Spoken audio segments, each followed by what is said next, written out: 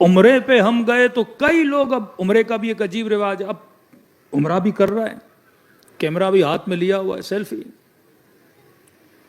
اب اتنی بھیڑ، آدھا انسان کا جسم، اور یہاں وہ کہتا ہے مولانا ہاتھ اوپر کرتے ہیں ایسی بدبو آتی ہے ان کے، یہ نہیں دیکھ رہا ہاتھ تو اوپر کے اور پچھلے والے کا ہی تو خیال کر بندہ خدا. تو عمرہ کرنے آیا ہے یا لوگوں کو دکھانے کے لیے آیا ہے؟ یہ عبادت خدا کے لیے ہے یا دکھاوا ہے؟ 4 لوگ کمنٹ دیں کہ ماشاءاللہ عمرہ مبارک ہو، عمرہ مبارک ہو، عمرہ مبارک ہو، اسی میں خوش ہو گیا.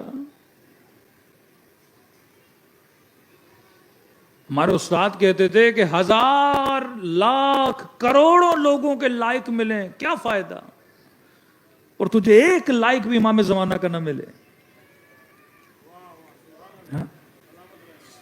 کتنا تو لوگوں کو اٹریکٹ کرنے کے پیچھے ہے. جناب سعید جب امام حسین کو کہا کہ مولا اپنی جان آپ پہ قربان کرنا چاہتا ہوں. جون اور سعید بہت بوڑھے تھے،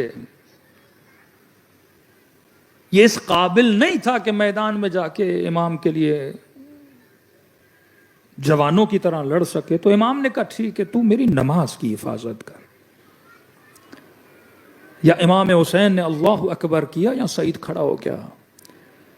تاریخ لکھتی ہے اس کے ابرو اتنے بڑے تھے کہ آنکھوں میں پڑتے تھے. اس نے ماتھے پہ ایک رومال باندھا کہ مجھے صحیح سے نظر آئے.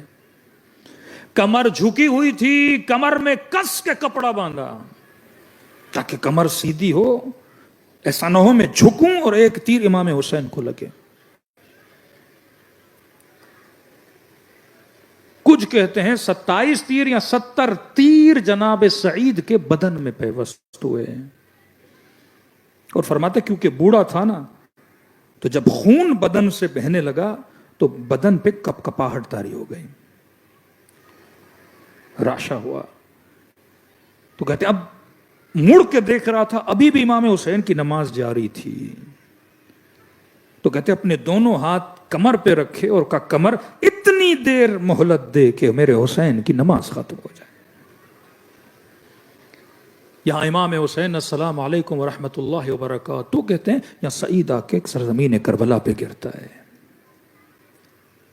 لیکن مقام تعجب ہے، امام جب اس کا سر اپنی گود میں لیتے ہیں، جس انسان نے حسین کی نماز بچائی، جان بچائی، اس پورے بڑھاپے تک خدمت اہل بیت کی، بدن سے خون بہا، اتنے تیر سعید کے بدن پہ لگے، اس کو تو راضی ہونا چاہیے نا کہ میں نے سب کر دیا.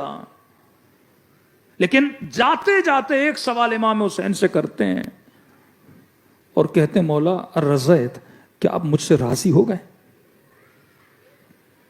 مطلب مرنا نہیں چاہتا جب تک یہ جملہ اپنے مولا سے سن نہ لے، تاکہ میں سکون کی موت مروں.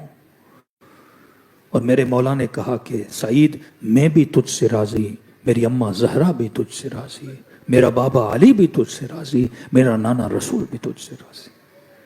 اب سکون کی موت دنیا سے چلا گیا.